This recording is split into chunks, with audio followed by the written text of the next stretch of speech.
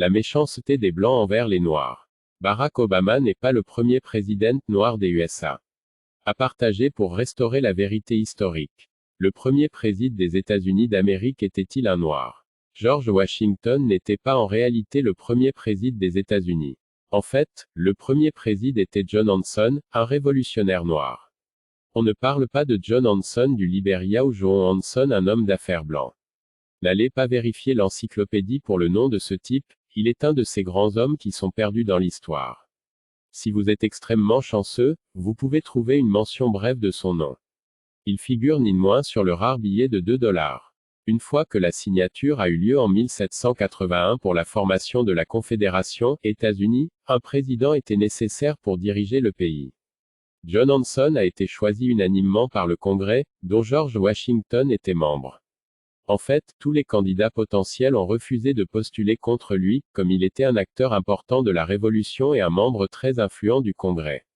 En tant que premier président, Hanson avait tout à fait du pain sur la planche. Personne n'avait jamais été président et le rôle a été mal défini. Ses actions ont posé le jalon pour le renforcement de l'autorité des futurs présidents. Il est entré en fonction tout juste quand la guerre révolutionnaire est finie. Presque immédiatement, les troupes ont exigé d'être payées. Comme on s'attendrait après n'importe quelle longue guerre, il n'y avait aucun fonds pour payer les salaires.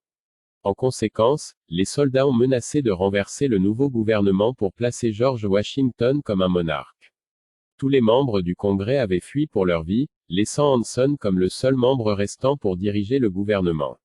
Il a d'une façon ou d'une autre réussi à calmer les troupes et maintenir le pays ensemble. S'il avait échoué, le gouvernement serait tombé presque immédiatement et tout le monde aurait prêté allégeance au roi, Washington. Hanson a établi le grand sceau des États-Unis que tous les présidents ont depuis utilisé sur tous les documents officiels. Le président Hanson a aussi établi le premier ministère de l'économie et des finances, le premier ministère de la défense et le premier ministère des affaires étrangères. Les articles de la Confédération ont seulement permis à un président de servir un mandat d'une année durant tous les 3 ans, donc Hanson a en réalité accompli pas mal de choses dans si peu de temps. 6 autres présidents ont été élus après lui: Elias Boudinot, 1783, Thomas Mifflin, 1784, Richard Henry Lee, 1785, Nathan Gorman, 1786, Arthur Street Clair, 1787, et Cyrus Griffin, 1788, bien avant que Washington n'entre en fonction.